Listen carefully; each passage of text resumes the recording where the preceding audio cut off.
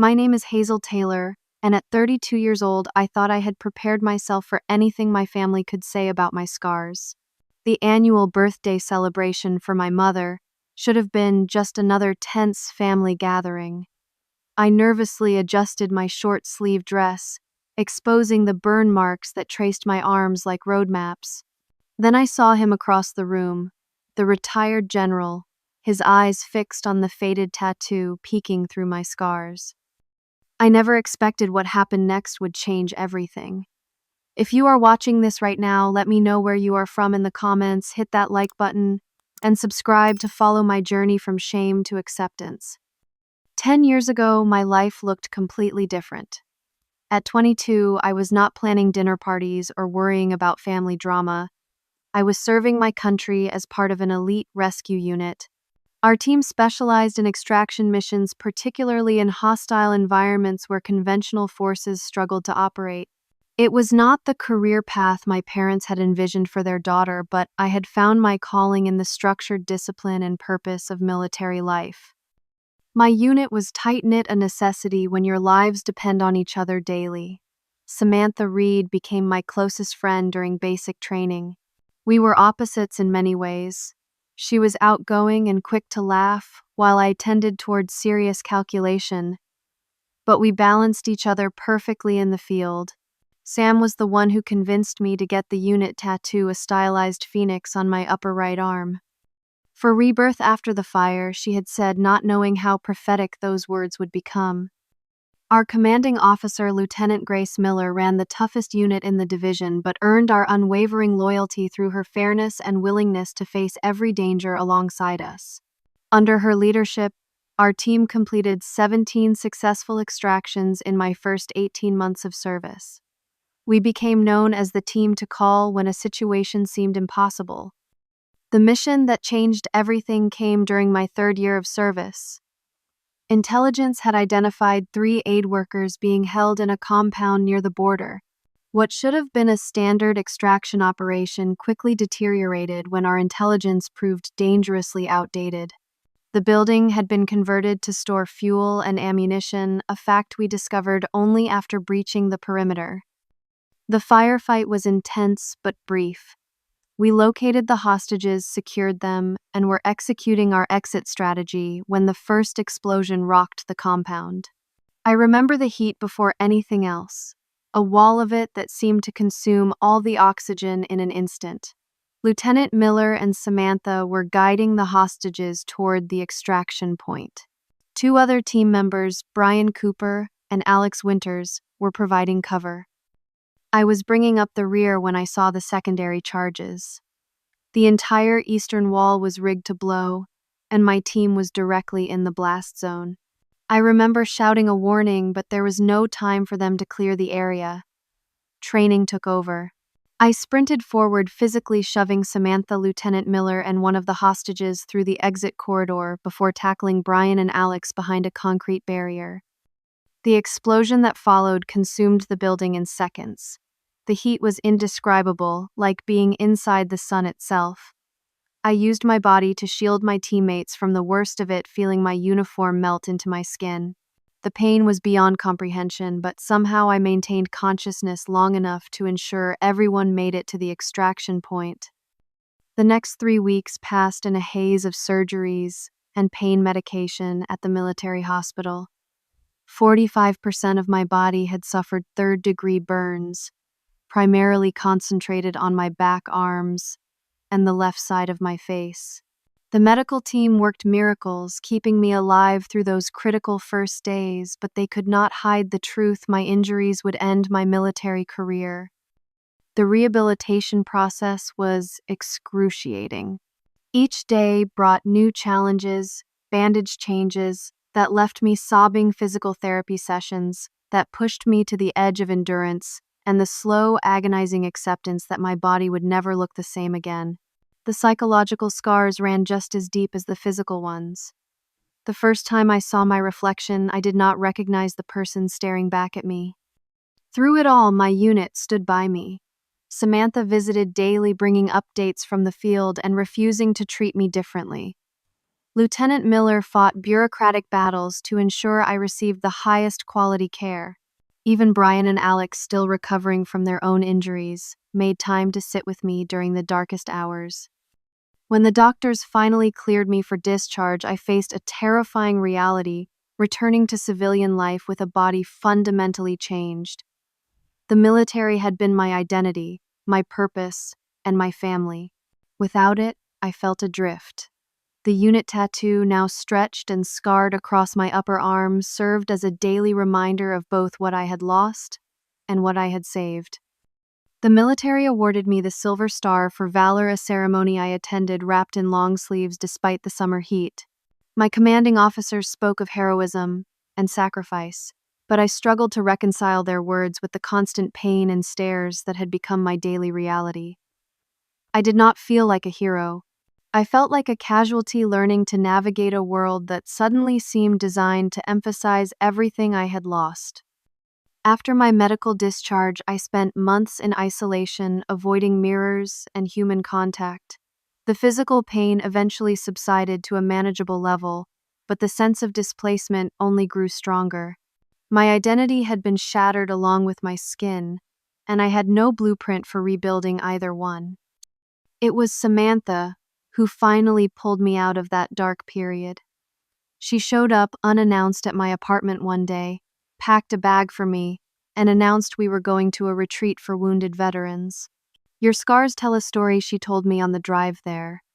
"But they do not tell your whole story, and they sure as hell do not get to write your ending." Reintegrating into civilian life proved to be another battle entirely. The structured environment of military service had provided clear objectives and defined purpose. Suddenly, I was responsible for creating meaning in a world that seemed simultaneously too fast and too empty. Simple tasks became complicated by my injuries. Grocery shopping meant enduring stares from curious children and uncomfortable adults. Job interviews often ended awkwardly when potential employers struggled to maintain eye contact. After months of false starts, I found my niche as a survival skills instructor at an outdoor education center 3 hours from my hometown. The position played to my strengths: leadership, calm under pressure, and intimate knowledge of how quickly situations could deteriorate. Most importantly, my employer valued these qualities above my appearance. In the wilderness, competence mattered more than conventional beauty. My students ranged from corporate executives building team skills to everyday people wanting to feel more self-reliant. Teaching them to build shelters, start fires, and navigate using natural indicators gave me a sense of purpose I had been missing. When people looked at me in the woods, they saw an expert, not a victim. The burns became secondary to the knowledge I possessed. Returning to my family proved far more challenging than finding new employment. I had not seen them during my hospitalization, partly due to the remote location of the military medical facility, but mostly because I had requested privacy during those vulnerable months. My parents, Richard and Margaret Taylor, had always prioritized appearances and social standing. Growing up, our family photos looked perfect, our holiday gatherings meticulously staged. Imperfection was not tolerated, merely concealed. My first visit home after the injury occurred 4 months after my discharge. I had called ahead, explaining my changed appearance in clinical terms, hoping to prepare them. Nothing could have prepared me for the look on my mother's face when she opened the door. She tried to hide her shock, but the quick flutter of her hand to her throat betrayed her true reaction. "Oh, Hazel," she had whispered, eyes wide. I did not realize it was so extensive. My father had been more direct. "Have the doctors discussed cosmetic options?" he asked within the first 10 minutes, as though my scars were a temporary inconvenience rather than permanent reminders of survival. My younger sister Natalie's reaction cut deepest. Always the family beauty, she had built her identity around her appearance, working as a beauty consultant and marrying Thomas Wilson, a successful businessman who valued status as much as she did. When she visited later that week, she kept a careful distance, as though my condition might somehow be contagious. "You should try this new concealer," she suggested, pulling a tube from her designer handbag. The coverage is amazing for discoloration. No amount of makeup could conceal 45% burn coverage, but her suggestion revealed how desperately she wanted to erase the evidence of my trauma. In her worldview, visible imperfection was simply unacceptable. Over the following 2 years, our relationship deteriorated further. Invitations to family gatherings always came with subtle suggestions about appropriate attire. It will be warm, but the venue has excellent air conditioning if you want to wear something with more coverage. I began declining more often than accepting, unable to face the constant reminder that my presence made my family uncomfortable. My parents never directly asked about the circumstances of my injury. They referred to it vaguely as the accident or your time overseas, as though by not naming it they could minimize its significance. When friends or acquaintances inquired, my mother would quickly change the subject or offer the briefest possible explanation before steering the conversation towards safer topics. The distance between us grew geographical and emotional. I built a new life at the outdoor center, surrounded by colleagues who valued resilience and authenticity. I dated occasionally, learning to recognize quickly which men could see beyond the scarred exterior to the person beneath. My confidence slowly rebuilt itself, not despite my scars, but because of what they represented: survival against impossible odds. Then came the invitation to my mother's 60th birthday celebration. A formal affair at my parents' country club, the kind of event I had been avoiding for years. My first instinct was to send a gift and my regrets, but something stopped me.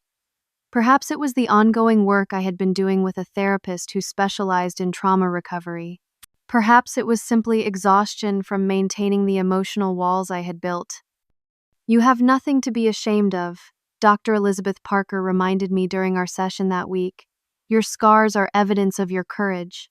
The question is whether your family is ready to see that truth."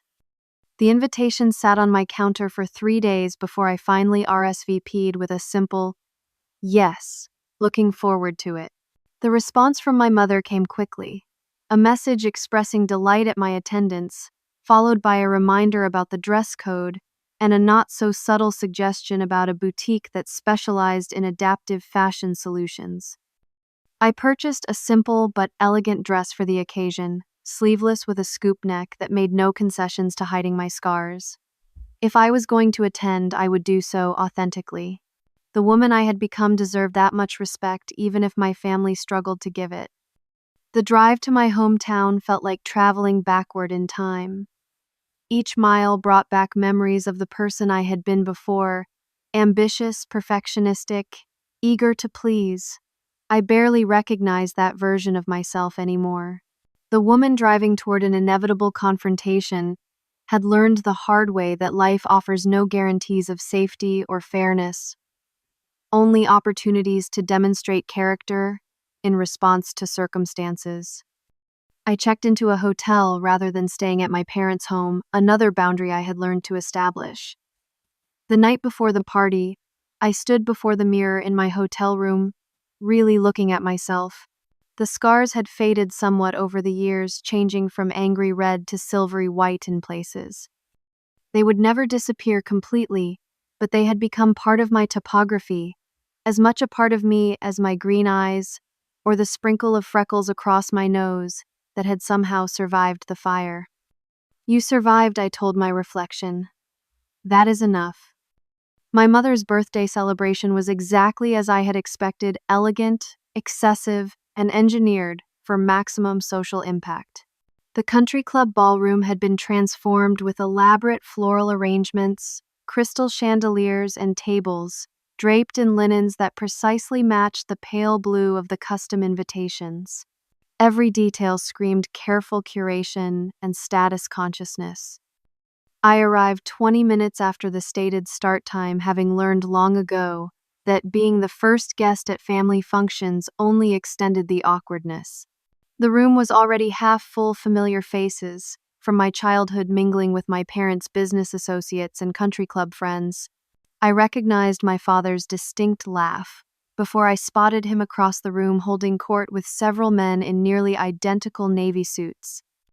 The first person to notice my arrival was my Aunt Vivian, my father's sister.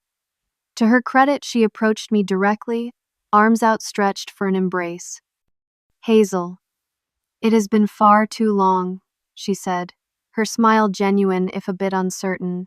Her gaze flickered briefly over my exposed arms before returning to my face. "The outdoor life must agree with you. You look strong." "Thanks, Aunt Vivian. It is good to see you too." I accepted her hug, noting how she carefully positioned herself to avoid pressing against my left side where the scarring was most extensive.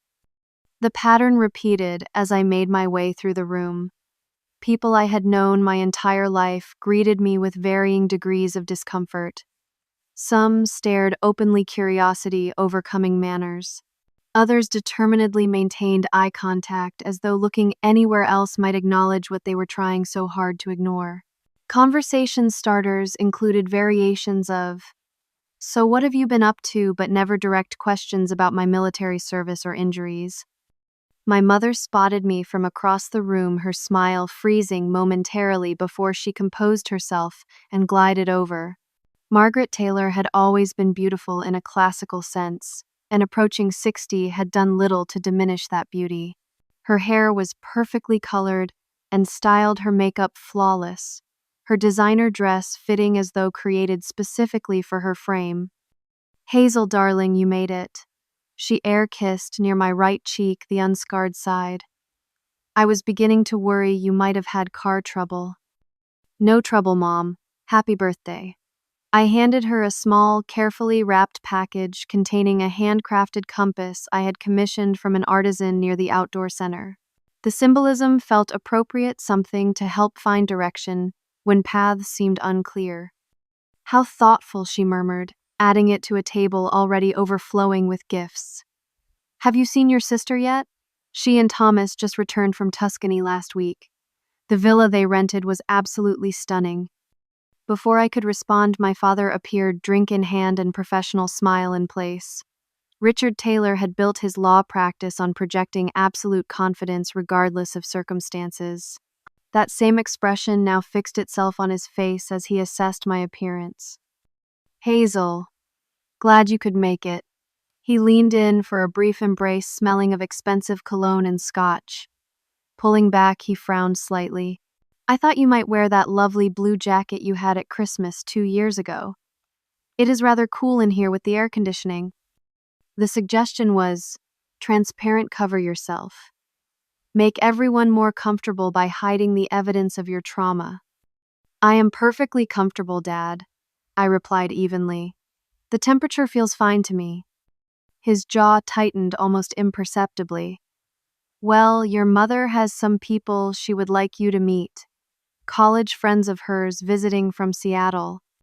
The introduction was clearly designed to redirect me towards safer social territory, away from guests who might ask uncomfortable questions about his scarred daughter.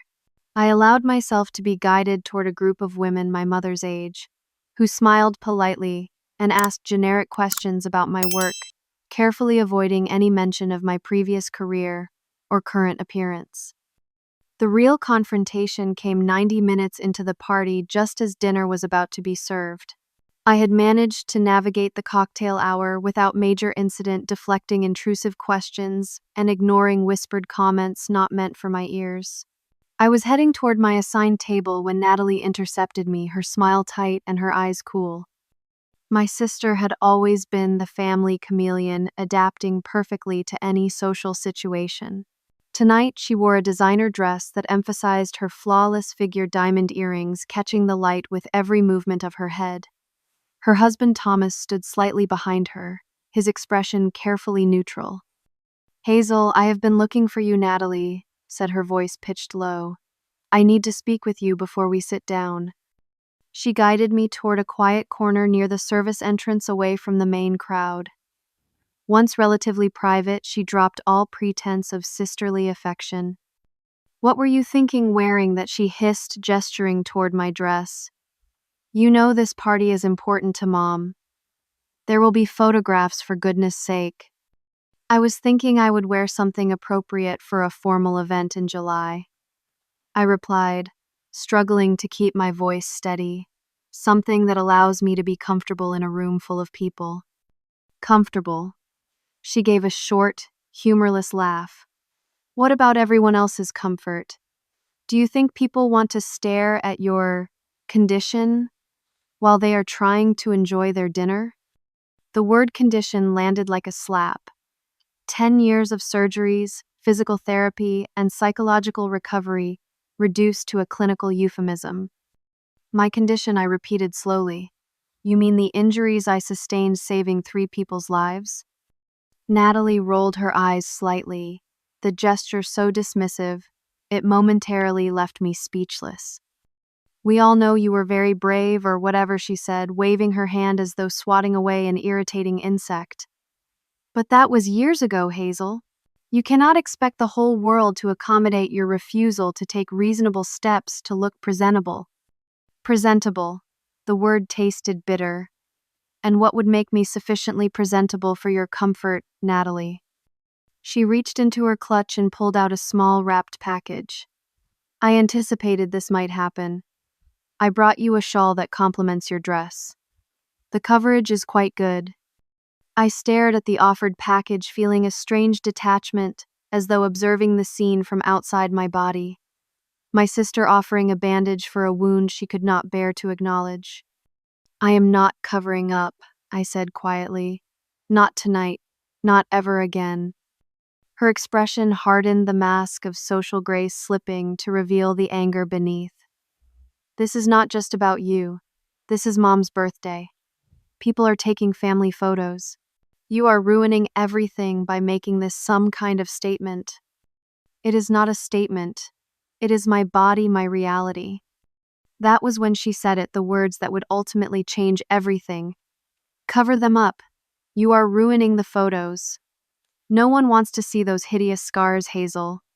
You are making everyone uncomfortable. I felt the blood drain from my face as heads turned in our direction. Natalie had not bothered to keep her voice down for that final pronouncement. Nearby guests quickly averted their eyes, embarrassed to have witnessed such a raw moment of family discord. My father appeared beside us, his lawyer's instinct for damage control fully engaged. Everything all right here, he asked, though his expression made clear nothing was all right. Hazel is refusing to wear appropriate coverage. Natalie informed him as though reporting a dress code violation. I even brought her a shawl. To my shock but not surprise, my father sided with Natalie immediately. Hazel, be reasonable. This is a special occasion for your mother. Perhaps you could make a small accommodation for one evening. I looked from my father to my sister, these people who shared my blood, but seemed incapable of accepting the person I had become.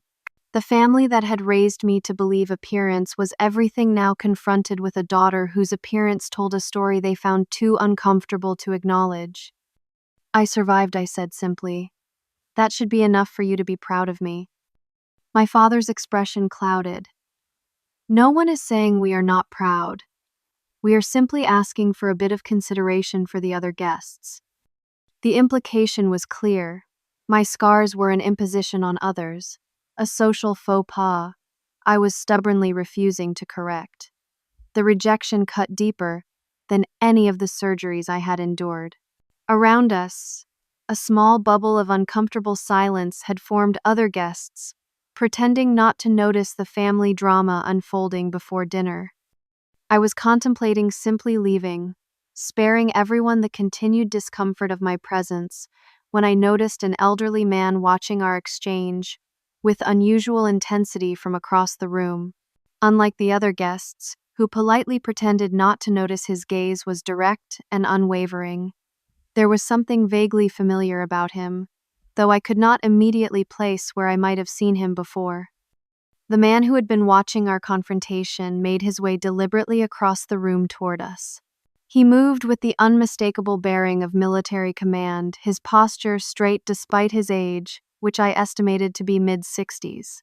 As he drew closer, I noticed the small pin on his lapel, a subtle indicator of high rank that most civilians would overlook, but that immediately commanded my attention. My father noticed his approach and his demeanor shifted instantly professional charm, replacing parental disappointment. "General Franklin," he said, warmly extending his hand.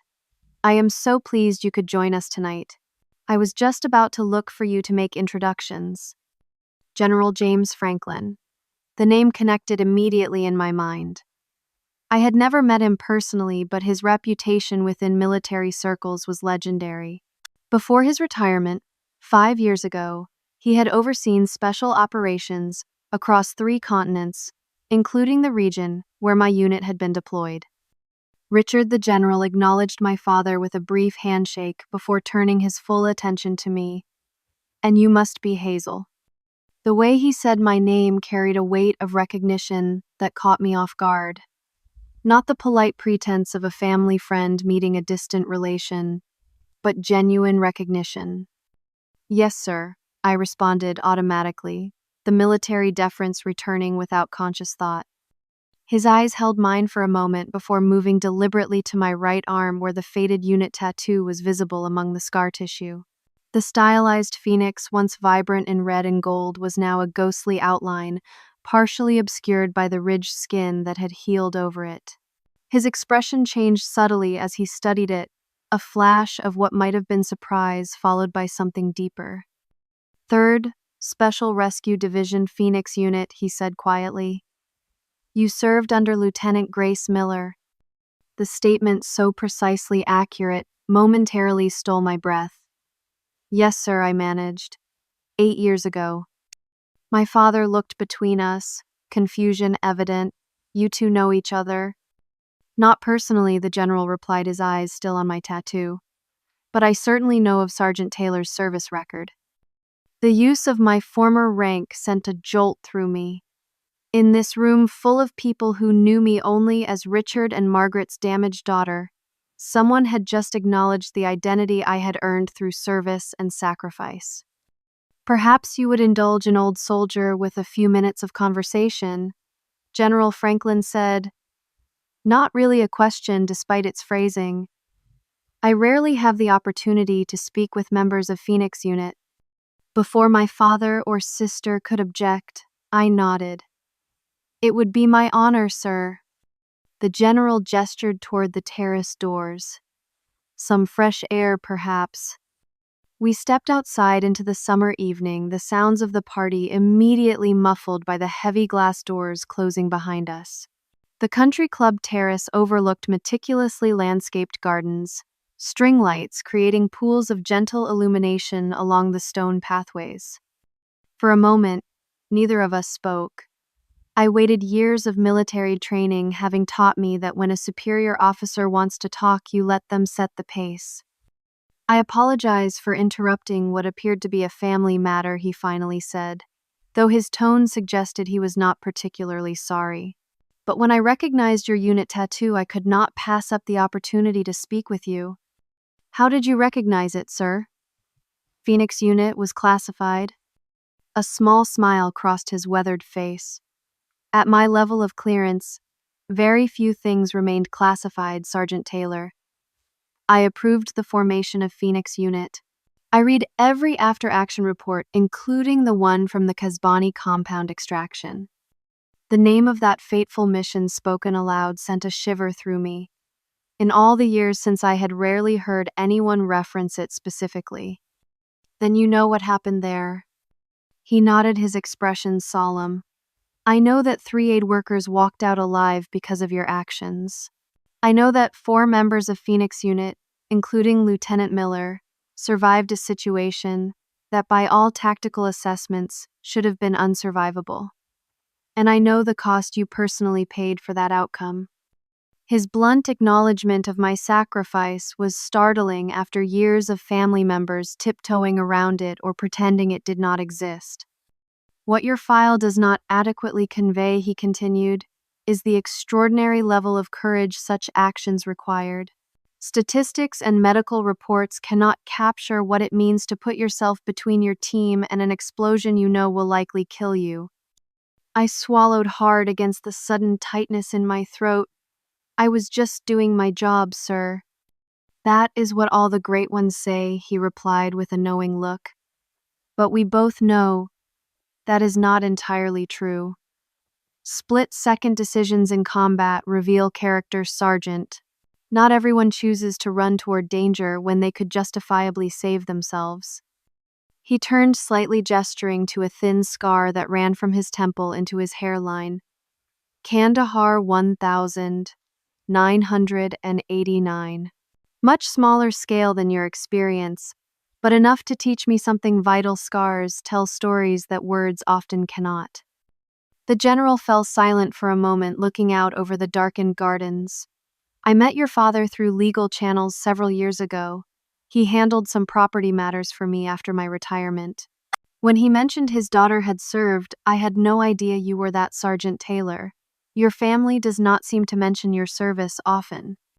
The diplomatic understatement almost made me laugh. They prefer not to discuss it, sir, or its visible reminders. He nodded thoughtfully. I have known many families who struggle with the changes they see in their loved ones after service. Physical scars are simply the most visible manifestation of experiences they cannot comprehend. With all due respect, sir, I think in my family's case, it is simpler than that. My scars make people uncomfortable. They contradict the image my parents and sister want to project. And what image is that? Perfection, success, social acceptability. General Franklin made a sound that might have been a suppressed snort.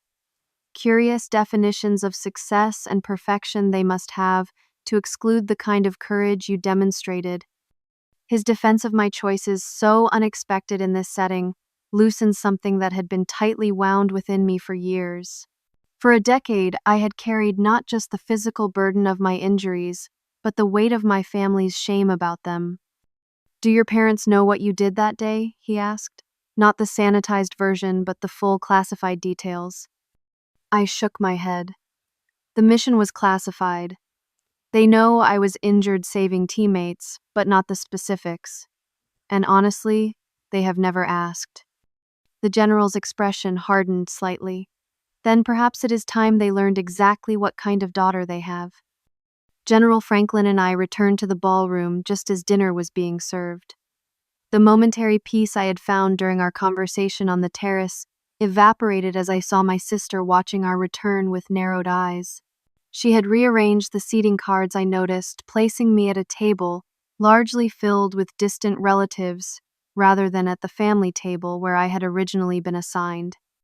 The general noted this maneuver with a raised eyebrow but said nothing directly about it.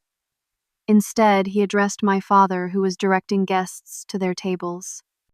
Richard, I wonder if I might impose upon you for a small change to the evening's program, he said. Margaret mentioned earlier that there would be toasts before dessert. I would be honored to offer a few words, if that would be acceptable. My father, clearly pleased at the prospect of having such a distinguished guest speak at his wife's celebration, readily agreed. Of course, James, we would be delighted. I had planned to begin the toasts around 8:30. Perfect. The general turned to me. Sergeant Taylor, I hope you will forgive an old man for mentioning your service record. Some stories deserve to be told. Before I could respond, he had moved away to join other guests at the head table. I made my way to my assigned seat, acutely aware of the curious glances following me. The general's use of my military rank had not gone unnoticed, and I could almost feel the questions forming in the minds of those around me. Dinner progressed with the practiced efficiency of high-end catering staff. I picked at my food appetite, diminished by the lingering tension from my confrontation with Natalie and the unexpected encounter with General Franklin. My tablemates made polite conversation that carefully avoided any reference to my appearance or earlier drama, sticking to safe topics like the weather and recent local events. At precisely 8:30, my father stood and tapped his knife against his crystal water glass, calling for attention. The room quieted as he delivered a practice speech about my mother, their 40 years of marriage, and the joy she had brought to their family. It was polished, appropriate, and entirely in keeping with the carefully curated image they had always projected. Several other guests followed with brief, affectionate toasts. My mother beamed with pleasure at each, the perfect picture of gracious acceptance. I noticed she did not look in my direction once during these proceedings, as though afraid what she might see would disrupt her enjoyment of the moment. Then General Franklin rose from his seat. The room quieted with a different quality of attention, the natural response to a man accustomed to command. Margaret Richard honored guests, he began, his voice carrying effortlessly. I consider myself fortunate to have been included in this celebration tonight. Occasions that bring family together are precious indeed, especially when they allow us to recognize the qualities that truly matter in life: courage, sacrifice, and love. His gaze swept the room, commanding attention. I have been privileged throughout my military career to serve alongside extraordinary individuals, people who demonstrated the highest human qualities under the most challenging circumstances imaginable. It is rare, however, to encounter the level of heroism that was displayed by one particular soldier whose actions I became familiar with during my final years of service. My heart began pounding as I realized the direction his speech was taking. Across the room, I saw my father's expression shift from pleased to uncertain. Many of you know Hazel Taylor as Richard and Margaret's daughter, the general continued. What you may not know is that before she was an outdoor survival instructor, Sergeant Taylor served in one of our military's most elite rescue units, a classified team known as Phoenix Unit. A murmur ran through the room as heads turned in my direction. The general continued, his voice taking on the precise cadence of a mission briefing. 8 years ago, Sergeant Taylor's unit was tasked with extracting 3 civilian aid workers being held in a hostile environment. Intelligence proved fatally flawed. The building had been converted to store munitions and fuel. During the extraction, the team came under fire, and charges within the building were detonated. The room had gone completely silent now, every eye either on the general or on me. Sergeant Taylor's position would have allowed her to exit the building safely. Instead, she ran back into the blast zone to warn her team.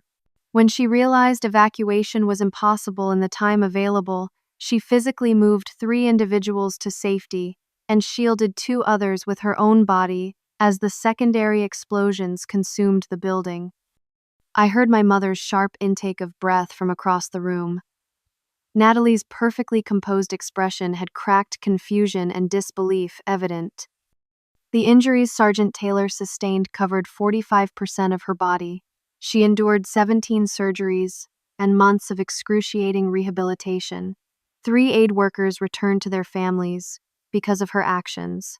4 fellow soldiers, including her commanding officer, Lieutenant Grace Miller, survived because Sergeant Taylor valued their lives above her own safety. The general paused, letting his words sink in before continuing. The mission remained classified for security reasons, which meant that Sergeant Taylor could not speak openly about the full circumstances of her injuries. The unit tattoo visible on her arm, partly obscured by her scars, identifies her as a member of Phoenix Unit. It is a mark of exceptional courage and sacrifice, recognized by those of us privileged to know its significance. He raised his glass. So tonight, while we celebrate Margaret's birthday, I would like to acknowledge something else as well: the extraordinary courage of her daughter, whose scars represent not disfigurement, but the highest expression of what it means to live for something greater than oneself. The silence that followed was absolute.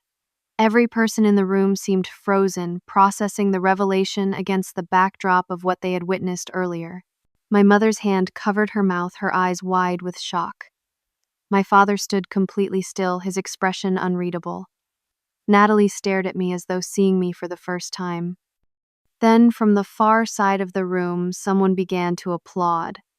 Others joined in the sound, swelling until it filled the space.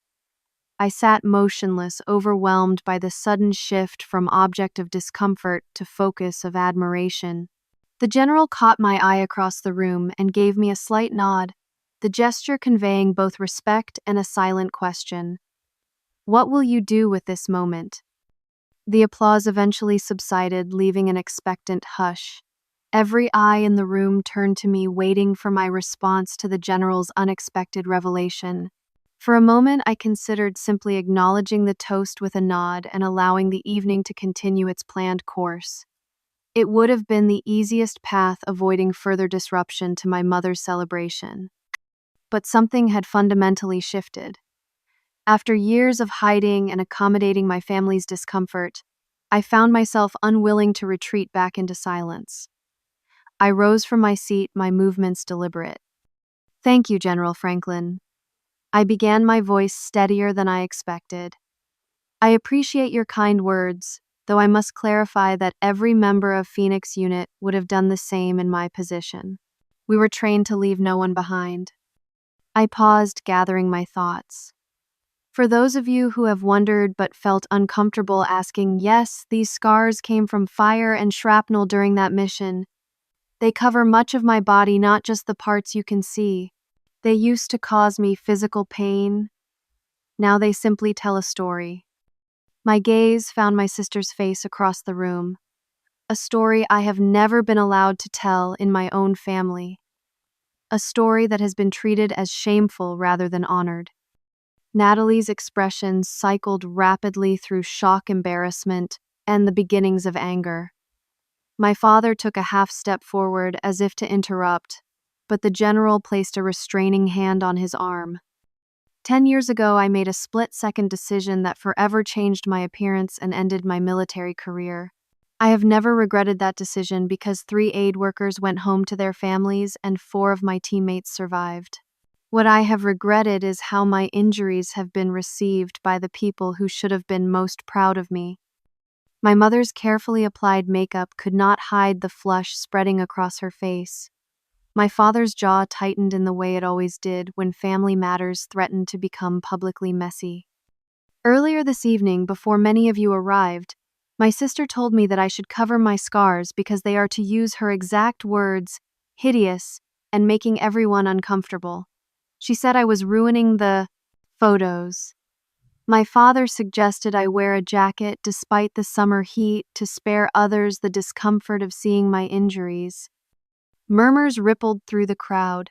Social politeness warred with the unavoidable reality that had been laid bare. "I want to be very clear about something," I continued, my voice gaining strength. "These scars are not a tragedy. They are not something I should hide to make others more comfortable. They represent choices I would make again without hesitation. They are part of who I am, and I am not ashamed of them." I moved from behind my table, stepping into the center of the room where everyone could see me clearly. For 10 years, I have tried to accommodate my family's discomfort. I have worn long sleeves in summer heat. I have declined event invitations to spare them embarrassment. I have allowed them to introduce me without mentioning my military service, as though that chapter of my life never existed. My gaze swept across the faces, watching me intently. I did those things because I loved my family and wanted to spare them discomfort. But I have come to realize that by hiding parts of myself to make others comfortable, I was participating in the idea that these scars should be hidden, that they represent something shameful rather than honorable. I turned to face my sister directly. "Natalie, you asked me to cover up tonight because you thought I was ruining the photos. The truth is, these scars tell a story far more important than any photograph could capture. They tell a story about what matters when everything else is burning around you. They tell a story about the choices we make when there is no time to think, only to act from the core of who we are." Her perfect composure cracked, further tears threatening to spill from her eyes. Whether from shame or anger, I could not tell. "I do not need you to find my scars beautiful." I continued, softening my tone slightly. "But I do need you as my sister to stop asking me to pretend they do not exist. They are part of me now, just as much as the parts of me that remain unmarked." I turned to address my parents. "Mom, Dad, I know my injuries changed the daughter you thought you had. I understand that was difficult for you. But for 10 years you have treated my scars as an embarrassment rather than as evidence of courage. You have never once asked me about what happened that day, about what I experienced, or about how it changed me. My mother's hand trembled as she reached for her water glass. My father's expression had shifted from tight control to something more complex, a mixture of defensiveness and dawning realization. I do not need speeches or special recognition, I said. What I need, what I have always needed, is for my family to see me fully, scars and all, and to love the whole person I have become, not just the parts that are easy to look at. The room remained silent, the weight of truth settling over the elegant birthday celebration like an unexpected storm. Then my mother rose from her seat, her movements uncertain, but determined. She crossed the space between us with small, careful steps. "Hazel," she said, her voice barely above a whisper, "I did not know about the mission, about what you did." She reached out hesitantly, her fingers stopping just short of touching the scarred side of my face. "I was so focused on what you had lost, I never considered what others had gained because of your sacrifice." The genuine regret in her voice touched something deep within me, a place that had been waiting for acknowledgement for a very long time. "We never asked," my father admitted, joining us, "because we thought it would be painful for you to discuss. But that was our mistake, wasn't it? We were protecting ourselves, not you." Natalie approached, more slowly, visible conflict playing across her features. When she finally spoke, her voice lacked its usual polish. "I always thought you could fix this, if you really wanted to," she said. "More surgeries, better cosmetics, the right clothing. I thought you were being stubborn by not trying harder to look normal." She swallowed hard. "I never thought about what these scars actually mean, about what you did to earn them." "They mean your sister is a hero," Thomas said quietly, coming to stand beside his wife. It was perhaps the first truly genuine thing I had ever heard him say, and we have been treating her like something to hide away. One by one, other guests approached, many introducing themselves as though meeting me for the first time. Perhaps, in a way, they were. A retired teacher from my mother's college days clasped my scarred hand between both of hers. "My niece was an aid worker in that region," she said. "She came home safely because of people like you." An elderly couple who had initially avoided eye contact now sought me out specifically. "Our grandson serves," the man said simply. "It means everything to know there are people like you watching out for him." As the crowd around me grew, I caught General Franklin's eye across the room. He offered a small salute, the gesture conveying more respect than any words could have expressed. For the first time in years, I stood fully visible among my family, and their social circle no longer reduced to or defined by my scars, but recognized for the choices and actions that had created them. It was not a perfect resolution. Decades of ingrained reactions would not disappear in a single evening, but it was a beginning, a crack in the wall of silence and shame that had separated me from my family for too long. 3 months after my mother's birthday party, I returned to my parents' home for Thanksgiving. The intervening months had brought changes I could not have anticipated that summer night when General Franklin had revealed the truth about my service. My mother had called weekly since the party, our conversations gradually becoming less awkward and more genuine. She had asked questions about my military service tentatively at first, then with increasing interest, as she realized these stories were part of understanding who I had become. For the first time, she heard about Samantha Reed, Lieutenant Miller, and the Brotherhood of Phoenix unit that had sustained me through the darkest days of recovery. My father, true to his methodical nature, had approached our healing relationship with practical steps. He had arranged for my military service records to be properly framed, and they now hung prominently in his home office, alongside his law degrees and professional accolades. When his colleagues asked about the display, he spoke of my service with unmistakable pride. Most surprising was the transformation in Natalie. Our relationship had been the most damaged, her fixation on appearance creating the deepest divide between us. 2 weeks after the party, she had appeared unannounced at my cabin near the outdoor center. "I need to understand," she had said, simply standing on my porch with none of her usual polish. I need to understand who you really are. We had spent that weekend talking more honestly than we had in a decade.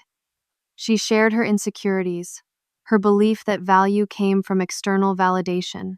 I described the brotherhood of service, the clarity that comes from facing mortality, and the peace I had eventually found in accepting my changed body. By Sunday evening, something fundamental had shifted between us.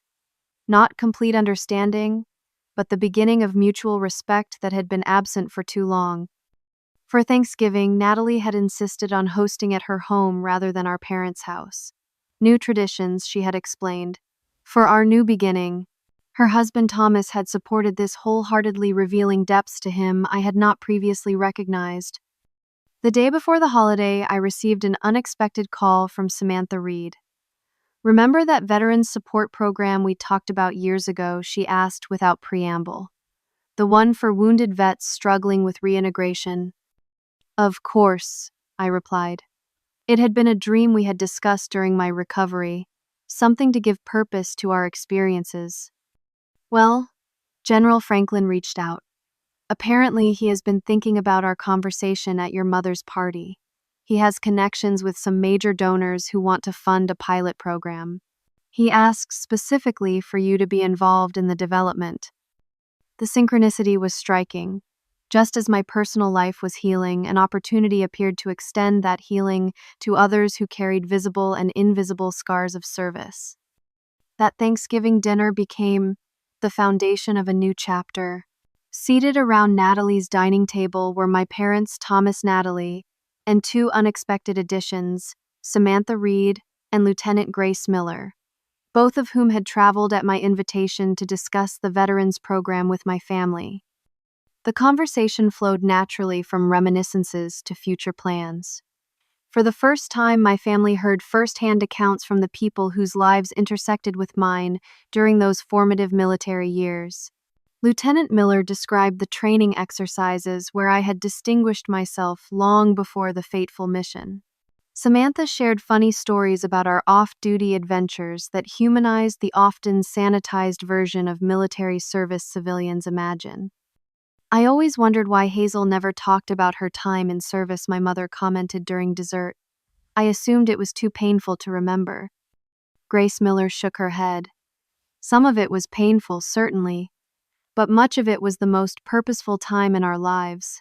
The silence often comes because civilians do not know how to hear these stories, not because veterans do not want to tell them." "We did not know how to listen," my father acknowledged. "We were so focused on what Hazel had lost that we never considered what she had gained." "Or what she gave to others," Samantha added quietly, her hand unconsciously touching her side, where her own less visible scars remained. 6 months after Thanksgiving, the pilot program for wounded veterans became reality. Using the outdoor center as our base, we created a 2-week immersion program combining survival skills, peer counseling, and reintegration strategies.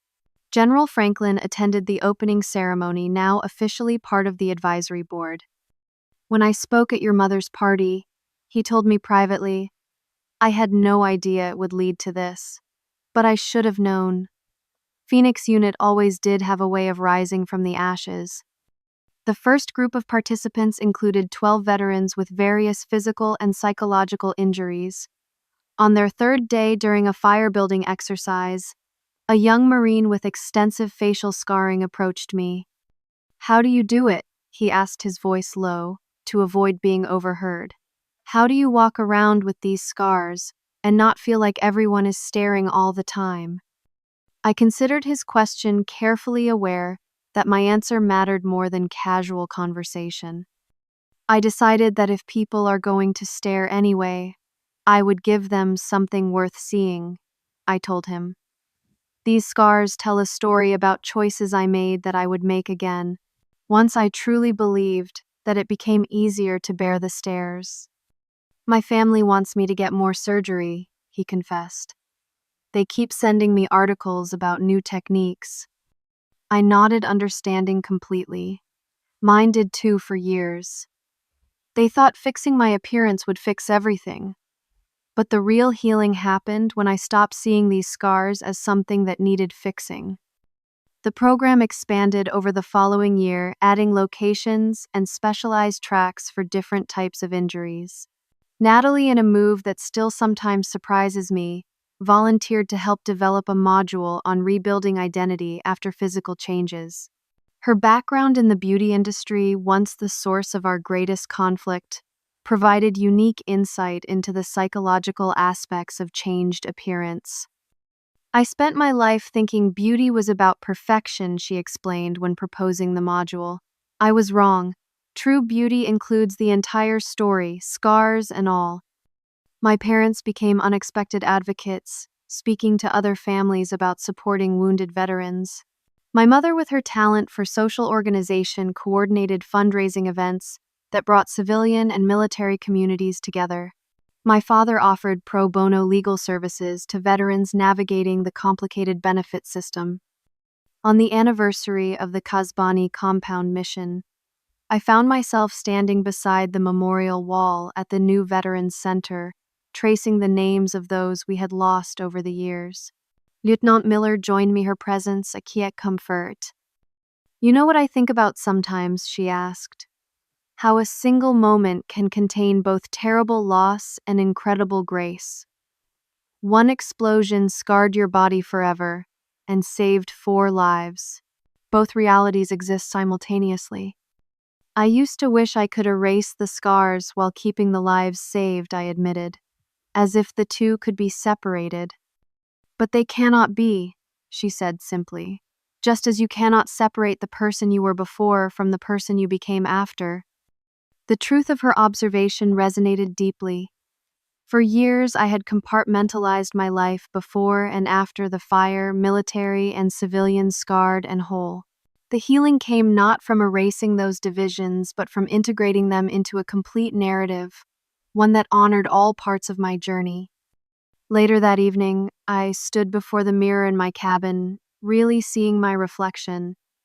The scars had not changed, but my relationship with them had transformed completely. They were neither badges of honor nor marks of shame, simply part of the topography of a life fully lived. Evidence of a moment when, faced with impossible choices, I had acted from the core of who I was. That is the truth about scars, whether visible on skin or hidden in heart and mind. They are not the end of a story, but the beginning of a different one.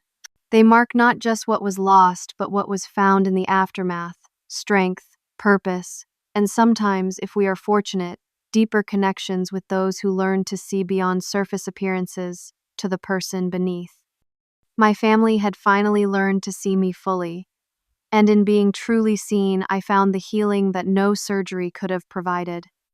Have you ever had a moment when someone finally saw the real you beneath whatever others judged? How did it change your relationship with them? Share your experience in the comments below. If this story resonated with you, please like and subscribe to hear more journeys of transformation. And remember, the most powerful healing often comes when we stop hiding our scars and instead let them tell their true story. Thank you for listening, and may you find the courage to be fully seen in your own life.